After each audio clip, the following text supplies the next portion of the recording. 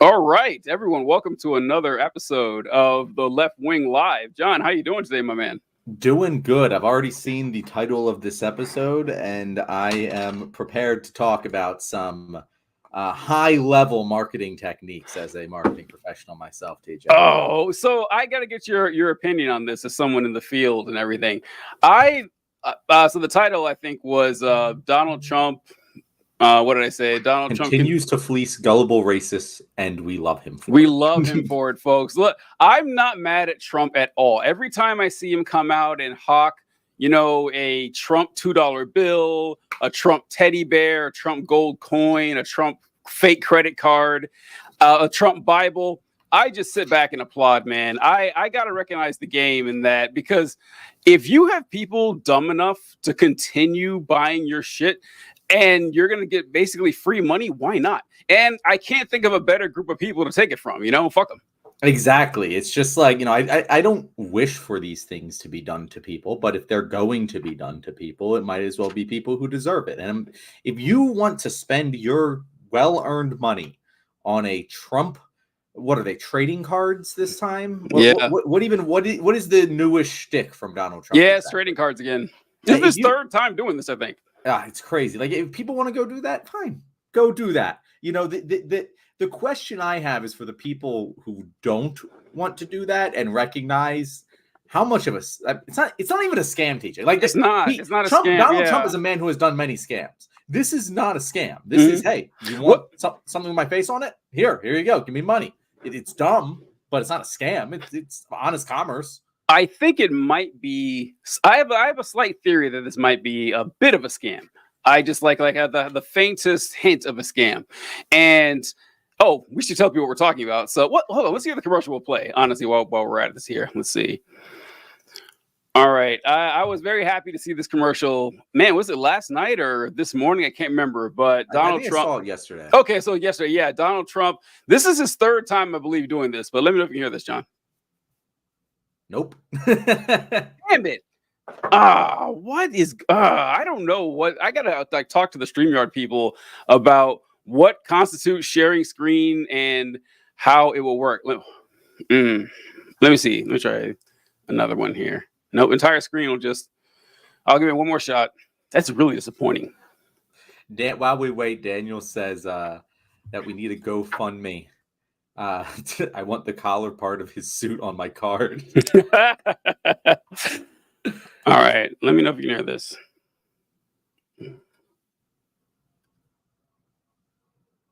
Still no. Technical difficulties, people. Don't you love them? I don't know what's going on. Like, what causes something to play and not? Because, well, anyway, Donald Trump is at it again, and he's selling digital trading cards, and they're NFTs. And I have to say, John, I don't understand NFTs still. I've seen people try to explain them to me. I don't understand how they have any actual value, or I don't even get crypto. I try to get that too. And I know that it's unique. Like, it's the only thing that exists, like with that code or whatever that you own, but it only has value if someone else will take it. And why would they? I just don't get it. I don't understand that. But anyway, it's an NFT, but it's really it's a picture of Donald Trump as Captain America, or Donald Trump as an astronaut, or Donald Trump as a cowboy or whatever. And I think that it's $99.99 for one of these images. Like, you can screenshot and keep for yourself. And if you order 15 of them, he will send you a physical trading card, like an actual trading card with Donald Trump's picture on it, along with a cutout piece of the suit he wore when he debated Joe Biden. And for the low price of $1,500, you can get a card with a piece of the suit that he wore. And the reason I say that I think that it might be a bit scammy is not that it's nothing illegal about selling these NFTs or selling the card. I think that it's a way he launders campaign funds from people who've maxed out. That's the only thing that makes sense to me, because you can create these cards infinitely. They cost you $0.00. And if you have some donor who wants to give individual amounts of money to Trump over is it $3,500 or $7,000? I can't remember which is which. And but if they maxed out on it, buy a shitload of trading cards. It's not a campaign donation anymore. You just give it straight to Trump. That's my wild theory. That probably is it, that it counts as a separate financial. Yeah, it's just a regular income. transaction at that point. Yeah. I mean, that's probably the reason he does it. Although, I mean, part of me just wants to believe that, like, this man's a huckster. He's a shyster. He just lives for this stuff. He'd be doing this if he wasn't running for president. He'd be selling these shitty trading cards. Yeah, exactly. So, like, I honestly, like, I don't even know if there's like a strategic value in this, other than someone's like, yo, Donald, you want to sell these? And it also, like, makes him feel good about himself. It's a real double whammy for things Trump likes to do. So I do think that he would be doing it whether the presidential campaign existed or not. I did want to talk about, because you're like, I don't get NFTs. I don't. And so crypto, and I'm no expert. Crypto has functional value. Like there are arguments to be made for the existence of cryptocurrency, that it is functionally different from normal currency. In order to understand NFTs, TJ, you first have to go back to 1634. Here we go. For the Dutch tulip bubble. Have you ever heard of this? Yes, TJ? yeah, I'm aware of the tulip craze, and like tulips became worth more than gold. Exactly. In 1934, the Dutch were just the economic powerhouse of the world. They were buying tulips, and they became the first known speculative bubble. The tulips were worthless. They were just flowers, but people thought they had value, and so certain people, wealthy people in Deutschland. What is even the Dutch? Is the Dutch the Netherlands? The Dutch is the Netherlands. Yeah, Germany. Okay, I've always got, but like Deutschland, that's Germany. Like Deutschland should be the Dutch. Exactly, right. But they basically just pumped and dumped this. They're like, hey guys, if you buy tulips now, they're going to be more expensive. They're going to be more expensive later on. You can sell them, and this created the first speculative bubble in history where a tulip was worth more than gold. And it obviously collapsed, like all speculative bubbles do, and that's exactly what NFTs are. There's absolutely no difference between the Dutch tulips and the NFTs. It's a speculative investment that doesn't actually carry any value whatsoever. It's just a fancy thing with the blockchain that people get obsessed with for whatever reason, and it's over now. Like we are in the tail end of the bubble. It's dead. It's gone forever. They're not coming back. Like the only people buying NFTs now are just old people who want to buy a thing with Trump's face on it, and they're like, "Ooh!" And an NFT makes me feel young because I'm tech savvy. Well, so with me, where I get confused is for the crypto specifically, unless that's a different category as NFTs. It's the same. They're both blockchain, right? They're both blockchain. Yeah. So. Where this is what people tuned in for. Watch two guys who barely understand blockchain discuss what blockchain is. So this is where I get confused. So the tulip had some value, like intrinsic value, like it's a flower, like it's pretty, and people want to own flowers. Like I got that, and so because nothing has like intrinsic value, I guess it's whatever you assign to it. But crypto isn't like that. It's a currency. And that's the part where it falls apart to me, because you can use it to buy stuff like drugs on the dark web or something like that. But like, why? Like, why would you do that? I don't understand that part, because you're trading it for something, but the thing you're trading doesn't have like any recognized value outside of whoever wants to take this. It's not like the US dollar. Like the US dollar is going to have value because it's fiat, because the government says so. But you create your own, TJ bucks or whatever, and that's going to have value with whoever will accept that. And that's where it seems to fall apart to me. I don't understand. And you've wandered into the very, very fun world of the competing interests of cryptocurrency, because the main argument for cryptocurrency is it's a decentralized economic system. You get money out of the hands of the government.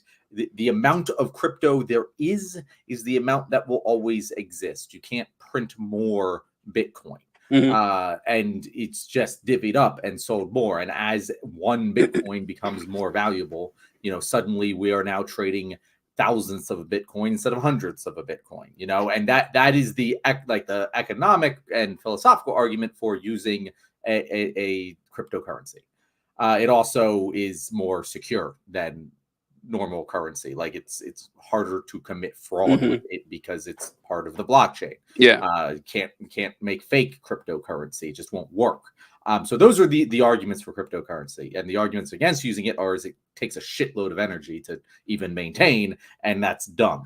But that's a whole other thing. But the problem is that argument is destroyed because so many people who now have Bitcoin and other cryptocurrencies, they want the government to make it official, like I believe El Salvador did.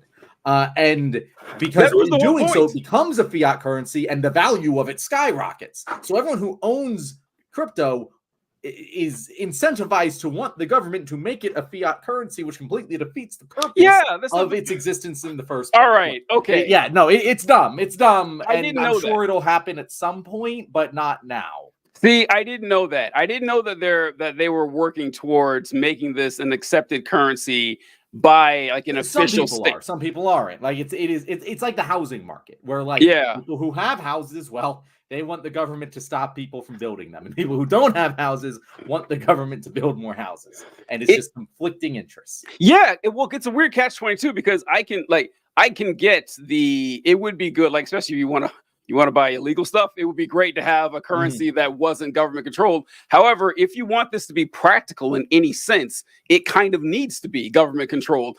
But then again, just use regular money at that point, and if it's going to be government controlled in the first place. But yeah, I was just very lost and confused by that, and I just never really got any interest in it. And yeah, I'm glad I didn't. It seems weird. I hope my cryptocurrency for dummies spiel here was educational for some people.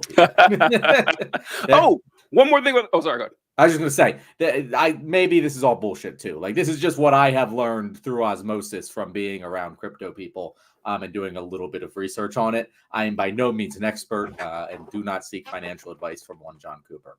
But that is my caveat here. Go ahead. I thought of one more thing. I write it down real quick. I remember watching this video. You know Gary Vee? You ever see him? I know Gary Vee. Yeah, I know. I haven't seen him in a while actually, but I remember him talking about the value of NFTs, and he gave this example where he said, so imagine you had like a Jackson Pollock or whatever painted something, and the painting itself has value, and obviously, but let's say you owned an NFT that was assigned to the paint buckets, and so you would have this NFT that was like you didn't need to have the actual paint bucket, but the NFT is assigned to that paint bucket. So that paint bucket is yours, and you can keep that NFT, and over the years you can it'll accrue value and you can sell it, and that's the value of NFTs. And I was like, that's stupid. You could like just buy the paint bucket. Like what's the NFT there for? That was the example he gave. Like it was this brilliant thing. I said, I watched the video like 3 times. Like, no, he said the NFT is assigned to the paint bucket.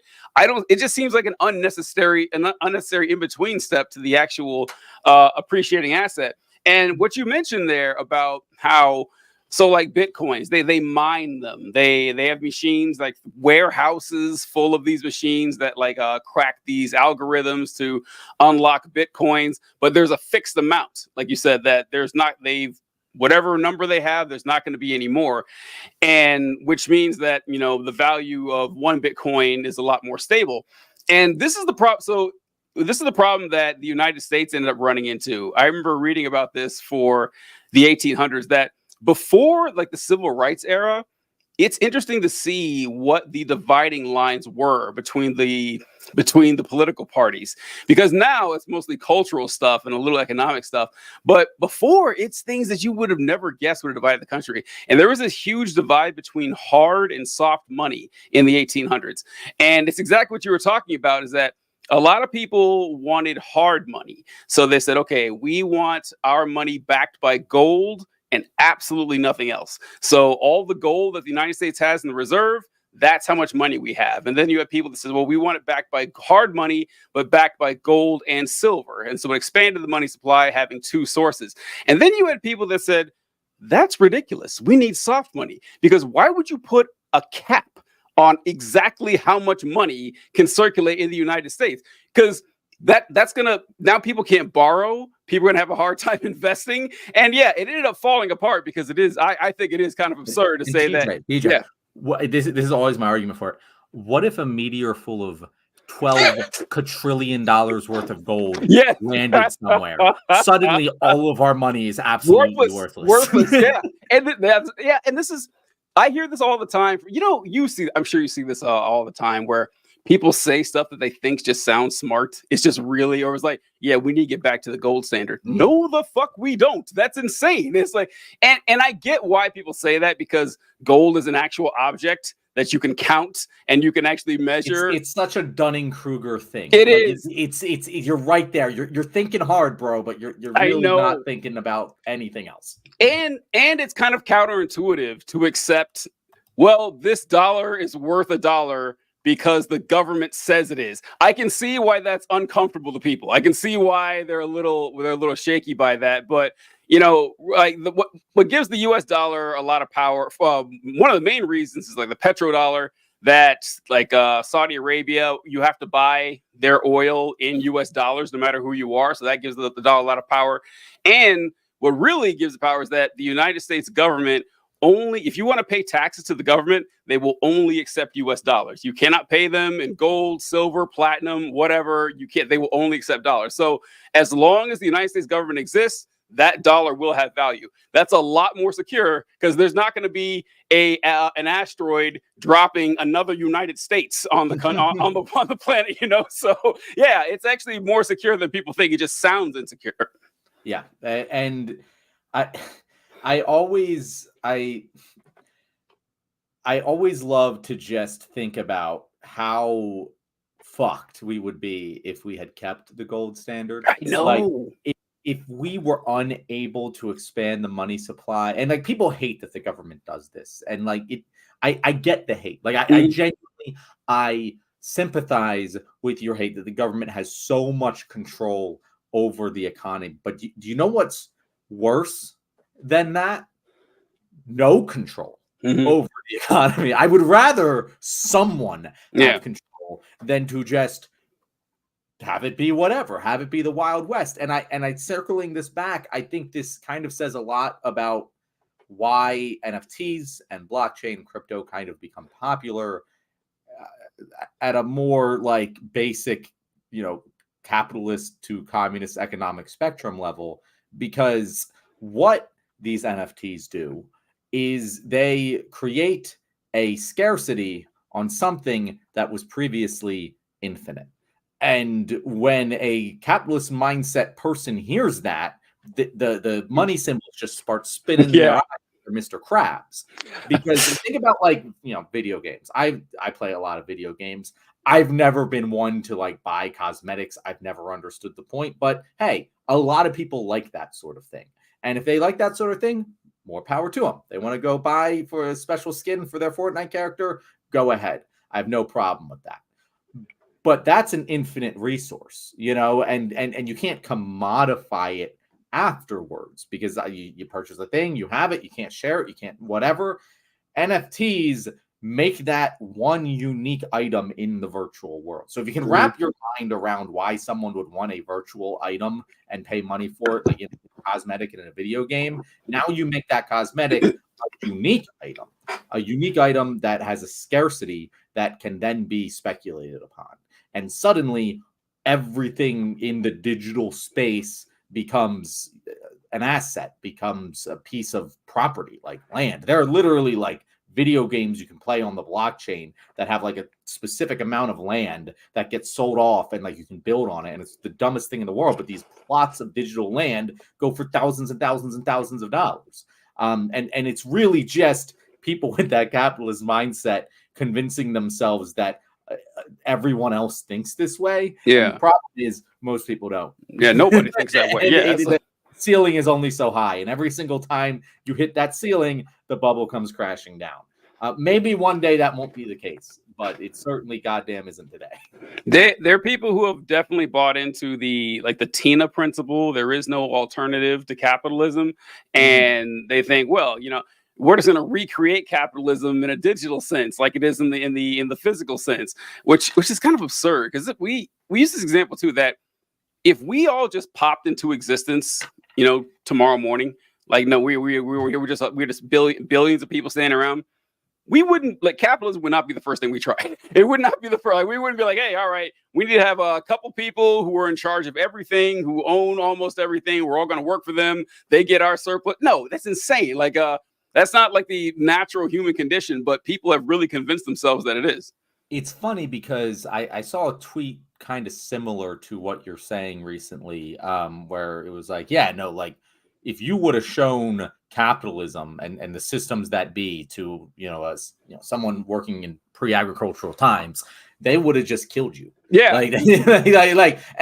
But that's not because they were like savage barbarians or anything. We were actually a more peaceful species before we settled down and had agriculture, because we just foraged. It didn't actually take that much time. We didn't have much working hours. It was like 15 hours of work a week to get the food that we needed to survive. And we just kind of chilled the rest of the time and conserved energy.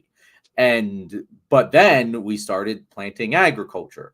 And when you plant agriculture, you have to be stuck in one location. And if that agriculture gets destroyed or stolen, you die.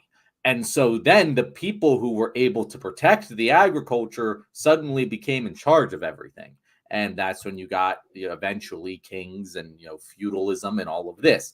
And I remember when I saw that tweet, it was like, oh, well, capitalism made us so much better. Like, it's way better than feudalism or whatever. And that's like the fucking thing I hear all the time in defense of capitalism. It's like capitalism has brought more people out of hunger and poverty than any other economic system before it. And it's like, congratulations, bro. You beat feudalism. You're better than feudalism. Wonderful job. We cannot do any better. We have obviously hit the peak of mankind's ability to develop economic systems. And it's such a dumb argument. It really just pisses me off. It's like you can't possibly think you're being intellectually honest by suggesting that capitalism must be the best we can do because it beat out fucking feudalism, man. Like, that's insane. Yeah, I mean, they genuinely believe that 100,000 years from now, we will still be using capital. It's like, come on, folks. Like, you can't be that lack imagination. Did you see Elon Musk tweeted today that we should make Star Trek? I know. And I was just like, no, it's communism, bro. Like, you just said we should have a communist society. I hope you understand this. I'm gonna write down communism and Star Trek. I'll get to that. But before I leave this topic here, so I heard a great joke. Not a joke, but a meme or something. It said, feudalism, it's your count who votes. And I thought that was pretty funny. And then another thing with feudalism, was oh shit. That's anyway, I can't remember. But anyway, what you were talking about, I should have wrote that down too. I wrote down the wrong one. But with the hunter-gatherer thing, though, like before agriculture, it was a more cooperative society. It wasn't as reliant on taking other people's labor. It was like, and you didn't have to work a whole lot. You needed as much food as you needed for the day, and then you could relax. You could spend time with your family. But it was a more violent society. It actually was a lot more violent. I mean, it's wild, like, because the way they measure it is by seeing a skull pop, or graves and everything of societies that lived in caves and stuff like that, and saw how many of them were like holes through the head that were human-made objects, and measuring them to hunter-gatherer societies today, the murder rate is astronomical. It's something like 20. I have heard the exact opposite of that. No, so it's like 20% of people who lived in hunter-gatherer society died by murder. It is insanely high. Like, it is wild. I'm gonna do more research because I have read the exact opposite of that from trusted sources. So one of us is wrong. Okay. All right. This is just like the first thing that the Google machine pulled up. Let me see. Once again, because while you're reading that, I'll just say I read a book called Humankind, and highly recommend it to everyone. But it's a book about how a lot of our preconceived notions about how humans are naturally maybe evil are actually very wrong. And most of the reason that we survived as a species, look at the Neanderthals, they were stronger, they were smarter than us, but we stuck together and we could communicate better, and we had empathy, which allowed us to out-survive Neanderthals. But let me see, 25% of modern hunter-gatherers die from homicide. You know what, guys? We are going to put a pin in this. Yeah, because this is it's Now, I heard that too about the Neanderthals and everything, Mhm. and the human beings. Because yeah, Neanderthals were stronger than us.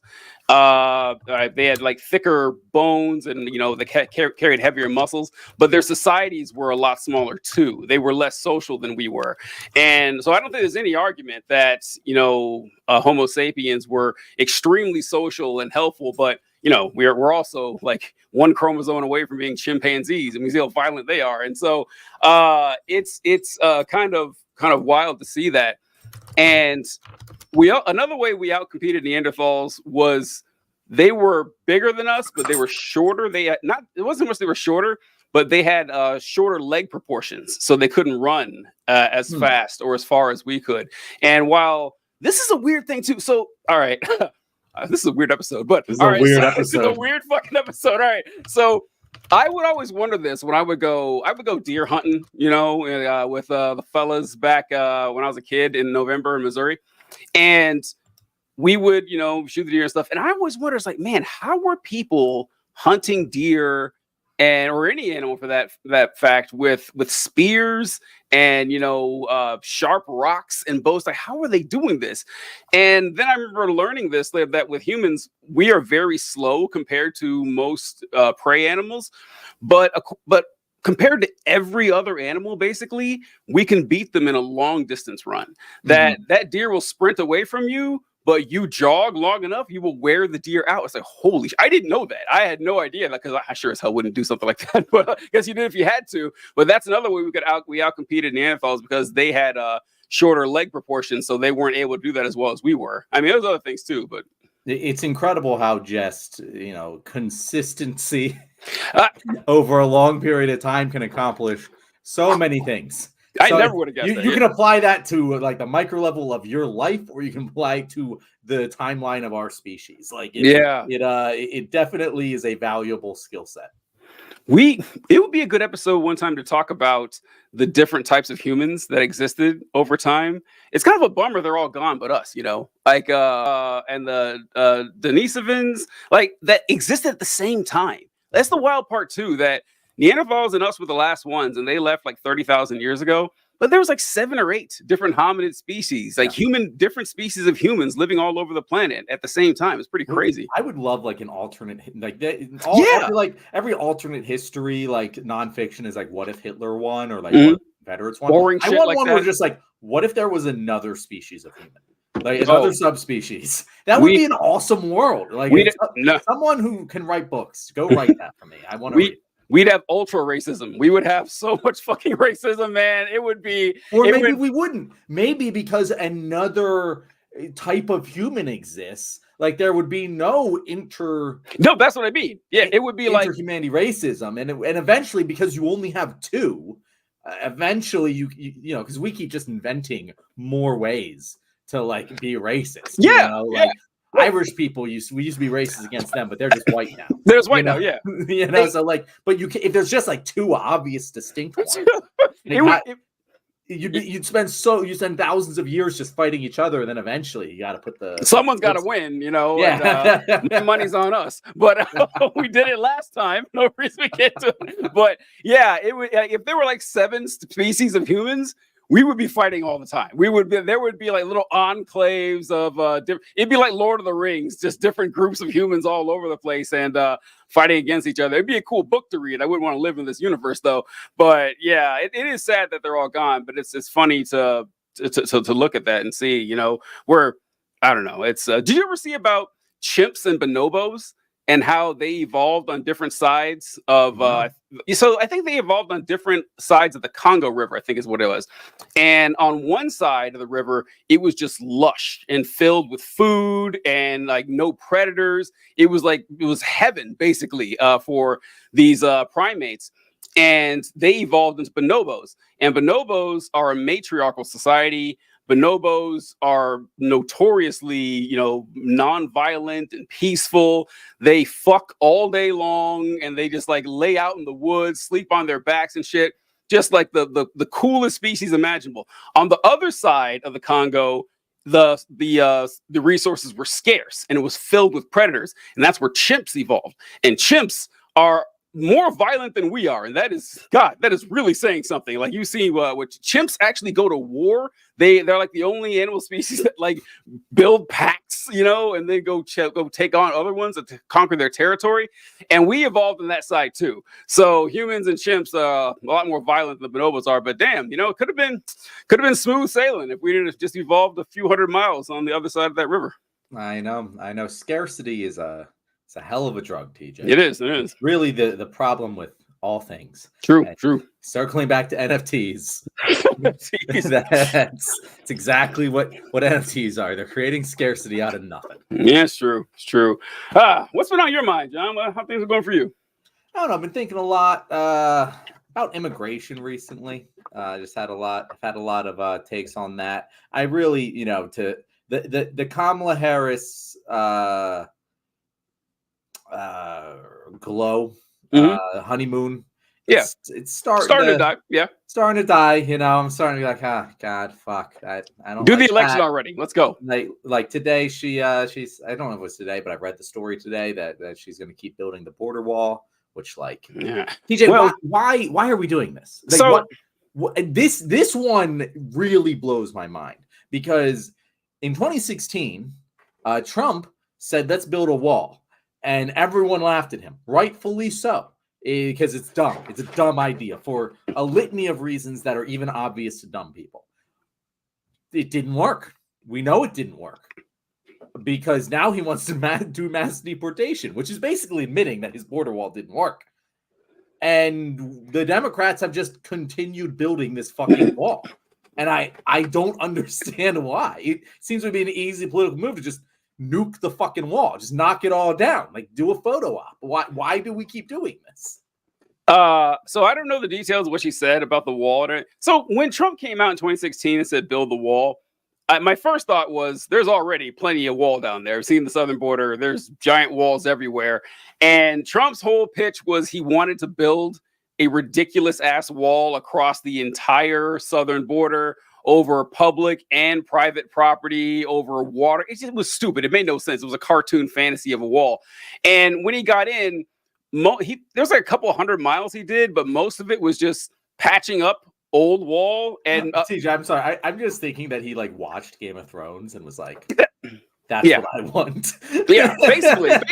And like people believed it. People were like, Mexico's gonna pay for it, there'll be a giant wall, and so it's a ridiculous shit. So when he actually got into office, he keeps, I think it was like 200 miles of wall, but like 180 miles of it was already there. We already have a significant border wall presence, and that's been, no one had a problem with it until Trump said, I'm going to build this giant one, which is never going to happen. So I don't know what Harris said. Like, did she say, well, yeah, like the border wall projects that are already going on, we're going to keep going, or she's going to add to it? I don't know what she meant. I didn't look into it. I think it was, let me see.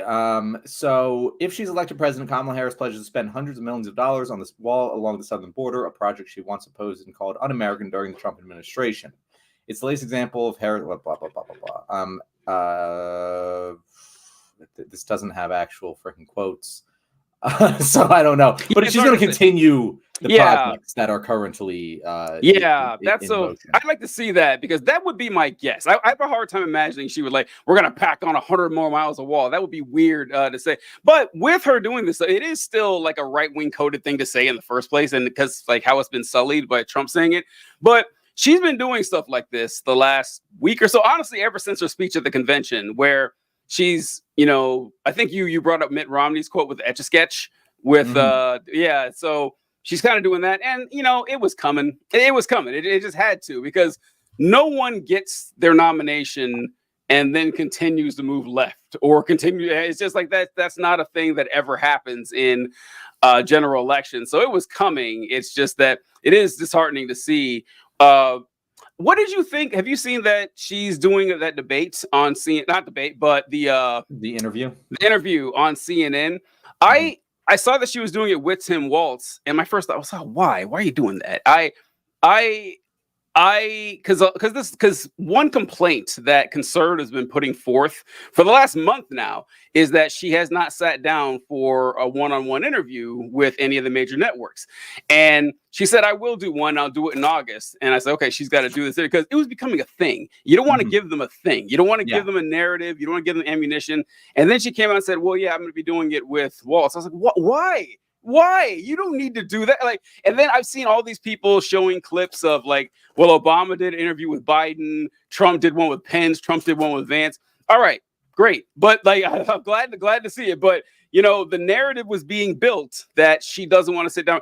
Whether the narrative is true or not doesn't matter. You have narratives are built on perception, not on reality. And I wish you would have quashed the narrative because that's going to stick with her until she finally does the one-on-one interview. And who knows when that's going to happen? And you don't want them to browbeat you over the head with it like that. It's an easy thing to beat. You can sit down for an interview. It's not that hard. So I'm going to circle because there's a couple things I want to address here. Mm-hmm. One, because we never actually discussed the DNC speech. I thought it was okay. I really hated the fact that she said she was going to sign the border bill because why the fuck would you commit to doing that if you have a chance to take the House and the Senate? It makes me feel like you think this bill is good instead of a compromise position to make Donald Trump look bad. Mm-hmm. And it is very concerning to me. In fact, I saw a poll today that 55% of Americans now think that we should have less immigration, which it was for the first time ever in as recently as 2020. More Americans thought we should have more immigration than less immigration. And the Biden administration just fucking bulldozed that by continuing to move right on this issue. Now, not everyone, but the majority of Americans are now far-right Republicans 20 years ago when it comes to immigration, and it really fucking sucks. I don't agree that you have to do that in order to win.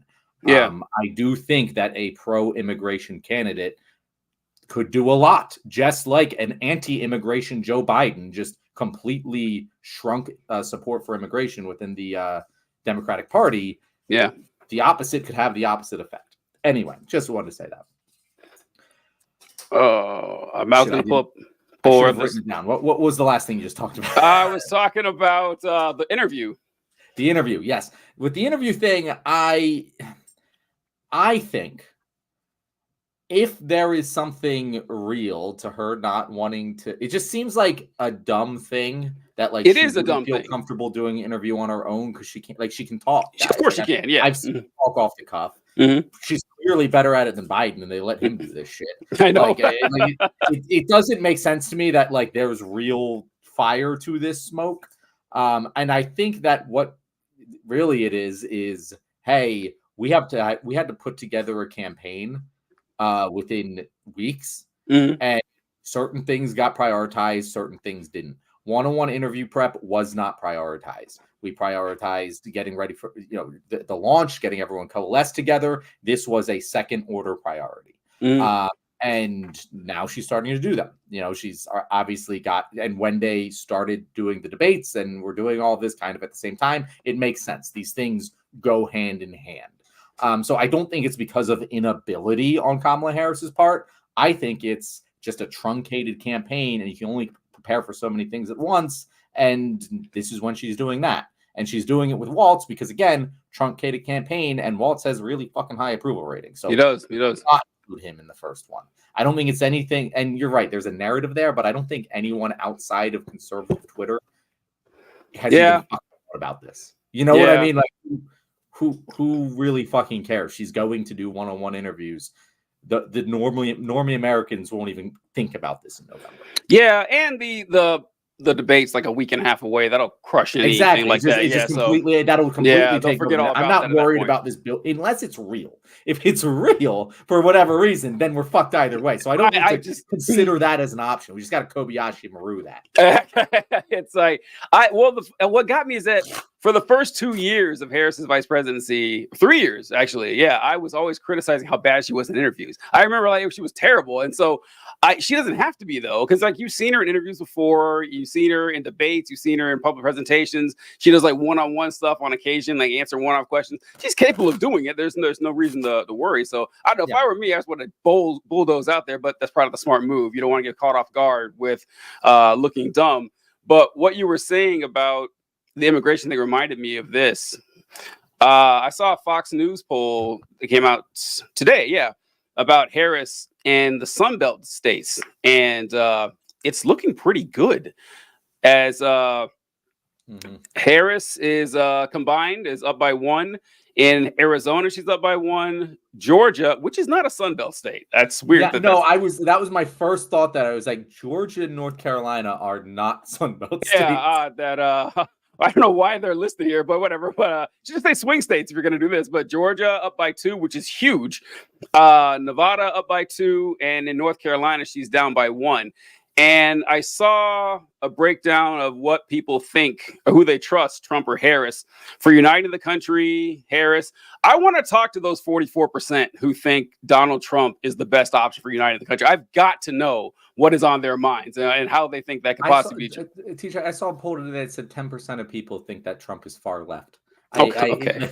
Like, what does that mean? Who is that people? Okay. Like, did they just select the wrong? But 10% of people couldn't know how to answer this poll. Man, it's like I saw a poll once that says something like 8% or 12% of people think the sun revolves around the earth. I was like, man, what the fuck? What is going on here? I was just depressing. Fighting people like you, Harris, bringing changes, Harris. Immigration and border, 57% Trump. And yeah, that's not changing anytime. So you're not going to outflank the Republicans on the we are the tough border people thing. You're not going to peel people away. Like, certainly not in August. It's too late for that. That ship has sailed.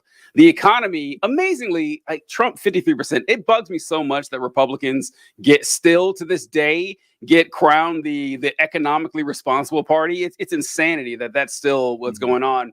Israel and Hamas, 52% Trump. Healthcare, 54% Harris, and abortion, 58% Harris. The abortion one is the highest one on here, and it's going to be the most important one in the election. So yeah, it's smooth sailing for her as long as she, keeps her head on straight and does decent in these debates. And that's the thing with the immigration thing that I'm just like, I don't know, holding out hope beyond hope that she does plan to pivot away. Because like she is stuck in a difficult position where Republicans have built a relatively successful, an extremely successful propaganda campaign. Yeah. Attacking Joe Biden for immigration, and it's fucking worked. And she doesn't have time to change people's minds about that. No. So she kind of has to be tough on immigration. The thing is, and what you just pointed out, you're never going to beat the Republicans at this game. Never. You're never going to be tougher than them. It's not going to happen. There's too many racists in that party. You're not going to out-racist them. They're much better at this than us.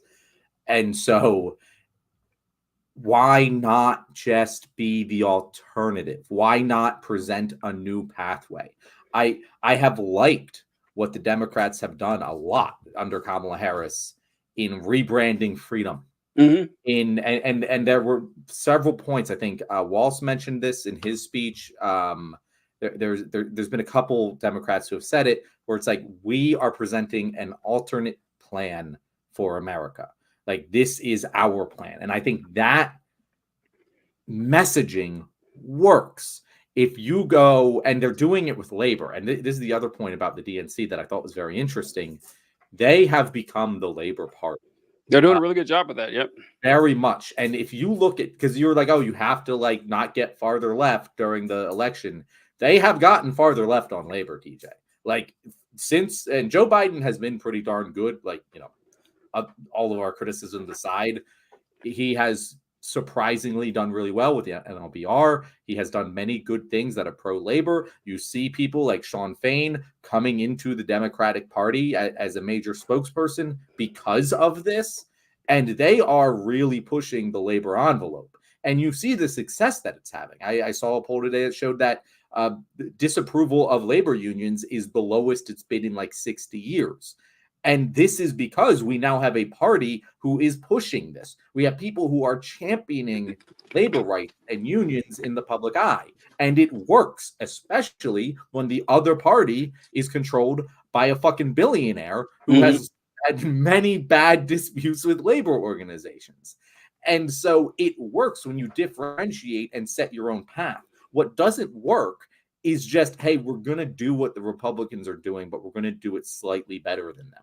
Like that doesn't work. No one buys that. And so you just end up with this negative feedback loop where you have to keep moving right on the fucking fascist goddamn draconian issue. Yeah. And it really sucks that I guess I can just say I hope that Kamala knows that and will learn the lesson, but I don't know. I don't know, TJ. Yeah. So with the moving left, like I would say it's a good idea to move hard on labor unions, because it's hard to argue against labor unions. Like, because like they're terrible. Every argument that people put forth, and there's no way you can say labor unions are bad without sounding like you're shilling for the boss and for owners. And so that's a good one. Child tax credits is also another good one where you could move to the left. And but I do understand the reticence on a lot of issues, because, you know, as human beings in general, we fear our losses more than we should. And Harris has a strong last month, or only month. She's had a really strong only month, and she doesn't want to do anything upset that apple cart and not take any risks. I can kind of understand that, but you ought to be smart too. And so, like, I don't know, the Palestine thing, she kind of just stayed a neutralish on that in her speech and everything. And so, yeah, it's difficult. It's because TJ, speaking of Palestine, we're gonna have a war. Yeah. So I have one of the topics for yesterday, or for tomorrow, I wrote down was the West Bank. So yeah, we got to talk about that. I no longer really know what's gonna happen, TJ. Like, I think that Netanyahu wants a war with Iran because he wants Trump to win, and it's his only way of staying in power. And I think Biden really needs to fucking cut bait, because it's gonna. I don't know. I don't know, TJ. I don't know how it plays. It's the biggest uncertainty, and I know that foreign policy doesn't really play much effect in an election, but a currently escalating war would definitely play out in November, and I don't know how, but it's going to get really bad really fast if things don't change really quickly. Yeah. Oh, we gotta. Kyle says the reason why they won't pivot on immigration is because moderates really want to restrict immigration. The right won the border for now. Hopefully she doesn't put kids in cages. Yeah, we were just discussing that, Kyle. I don't know if you saw that earlier, but the right wing, like, over the last 4 years, has swayed public opinion against immigration in general, not just illegal immigration or undocumented immigration, but that they don't want it there at all. Yeah. So I'm going to share this real quick. Hi, Heather. I'm going to share this real quick, TJ, because this is the chart I was referring to earlier. This was 2001, right? This was I don't know what the fuck happened in the early 90s to make people hate immigrants more than they did post 2001. But they really didn't fucking like them then. But then, like, after 2001, just kind of slow decline and an increase for acceptance of immigration, and up to 2020, like Donald Trump. You know, this is the Trump years. Massive increase in incentive in wanting people wanting to increase immigration. And in 2020, for the first time, it was more than the people who wanted to decrease it. And then it just crashed for no actual reason. There was no change in immigration. There was no, like, massive surge that was unprecedented. I mean, that's what the news said, but they're always constantly fucking saying that, you know, like, it's just that no one was championing immigrants anymore. Yes. And everyone was just hearing bad things about them. And Joe Biden, because he was continuing Trump era immigration policies, wasn't providing any alternative path. And so everyone just moved right, and it really sucks. That you're right. That chart I was going to point out on that chart, it's shocking to see because you're like it had stayed like fluctuating kind of steady. 2016, like approval for immigration shot through the roof. It went the graph was crazy on that curve right there, and that was because Donald Trump came out and says we need a Muslim ban. We're going to build a wall. These are a bunch of shithole countries, and like proper media and legacy media was just, or even alternative and independent media was this constant stream of people saying, "Whoa, this is disgusting. Like this is not what the United States stands for. Like this is a nation of immigrants. We should be like give me your tired, your poor, your huddled masses." This is what we taught ourselves. And every day you had this deluge of people and information talking about how evil Donald Trump was and how this policy is gross and disgusting. And it went on for 4 years, and then Trump went out. Nothing. And then you saw videos of Border Patrol riding horses and hitting Haitian immigrants with whips. And that's under Joe Biden. You saw the cages were still there. They weren't separating the families anymore. The razor wire. Yeah, razor wire. Yeah. And it's just like, and when the message from the Democrats is, okay, well, we're going to do all the same thing that Trump did, but we're going to take away the moats full of alligators and the drones with missiles on them. And that's the difference. Yeah, it's going to just drop the Senate right back down. And the Republicans never stopped their messaging, though. They kept going. They kept doing it. If you're just a normal person who doesn't really pay too much attention to this and you go, well, the Republicans have been saying that this is a bad thing for a while, and I disagreed with them. But now the Democrats are also starting to put policy in place to stop the immigrants. Like, this must actually be a crisis. There's got to be something Everyone there. Agrees on it. Yep. And it's not. It's not. We live in this fucking pseudo reality where people think that we can't have immigrants, and it makes no fucking sense. To the point where the Republicans had the balls to hold up those mass deportation now signs. We're literally daring them to fucking do ethnic cleansing. I can't. I mean, that even for them, like, I know that's what they want, but holding up signs that say mass deportation now by the hundreds is just like, it's like dystopian, man. And seeing that shit. Yeah. And they can, because the country at large has looked down on immigration now. I do like when people would ask Republicans, so are you? They never say they're anti-immigrant. They never say that. They say they're anti-illegal immigration. So then I love when people ask them, well, okay, how about we expand visas and work permits and make it easy for people to? No, I don't want that. Well, at that point, it would be legal immigration, right? Say, nope, that's a bad idea. So, okay, so you actually are anti-immigration. Just stop pretending. Don't bullshit me on this. Oh, what does Kyle say here? Why people began hating immigrants was decades of xenophobic messaging around Muslims, Asians, Latin Americans. We've always had this, and the American zeitgeist, the Chinese Exclusion Act. I think John was referring to the 90s specifically, because there was a big increase in the 90s, right, John? Is that what you said? Yeah. The chart. I was trying to think too what that may have been. Specific. I mean, America has always hit it. I mean, this chart again. This goes back to 1960, and there was only one period for like a year where more people wanted immigration to increase than decrease. But like this, I don't know what early 90s. Early 90s. I'm trying to think what it'd have been too. So, and then it's such a stark decline. It jumped so through stark the decline, rest right? I guess 80s. The 80s had high. No, that was the 70s had really high inflation. The 80s, I don't know. Well, I have no idea what. The 80s is when Reagan did amnesty for several million illegal aliens. Reagan did an amnesty bill, and maybe like the resentment grew over time, and then early mid 90s. I really can't say. You know what? Conservative media. That's conservative media first started. Like, you had the Reagan Revolution in the 80s, and then you had like Rush Limbaugh became a cultural phenomenon in the early 90s, and then you had the Republicans taking control of the House in 92, 94 or whatever, and that's when like conservatives really hit their stride in the early 90s, and maybe they just brought it. I don't know. It was just I want to put together a working theory of this. All right, let's go. So, and this is just reading a graph here. Yeah, no. But all of this increase in decrease came from people who wanted to previously keep it as is. This line stayed about the same for decades. Mm-hmm.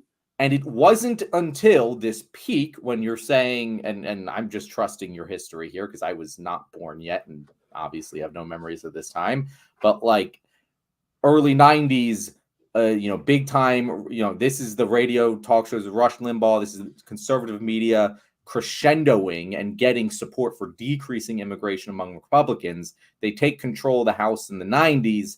And suddenly this becomes an issue where these people who previously wanted to keep it as is, there are probably a lot of Democrats who are like, oh, no, fuck, if the Republicans want that, we want to keep it as is again. We're against this. Yeah. And then 2001 happened. There was a spike, which shockingly, I'm surprised it kept going up for the increase portion. Really, this fluctuation was mostly happening with these people just going back and forth. Mm-hmm. But there was a steady each other, increase ever since right. 2001. Like, I don't even... And then, boom, Biden just sank that fucking ship. Yep. Damn. That is... I saw that chart today, and it's like, there's so much sadness in this chart. I don't even know what to do.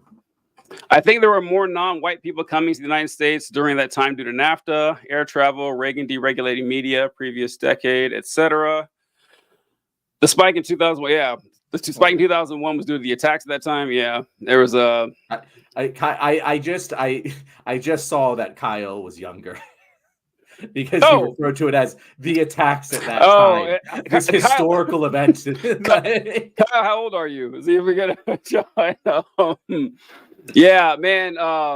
September 2001 was a wild time, man. It was Sikhs were being Sikhs who are not Muslims, by the way. They just have turbans, and so people thought they were Muslims, and they were that was the dead giveaway when you know someone's a fascist when they say that. I wish it was like September 12, 2001. We were all united, and we were all just united in bigotry and hatred. It was a rough experience. Kyle's not putting his age. He's gone suspiciously silent.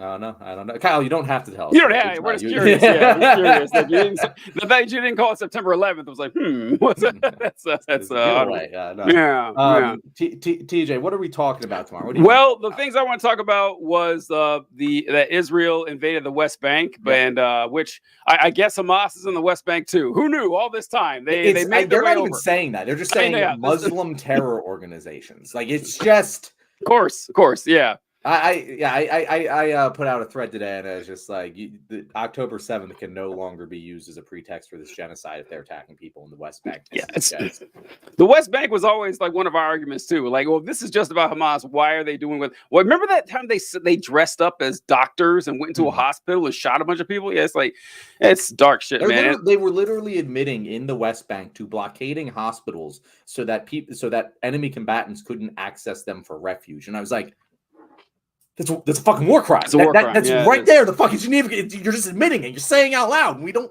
do anything about it. TJ. Like, what? How many ambulances did they blow up? And in Gaza, I was like, oh, that's our mistake. That's our 9th ambulance this week. We had no idea.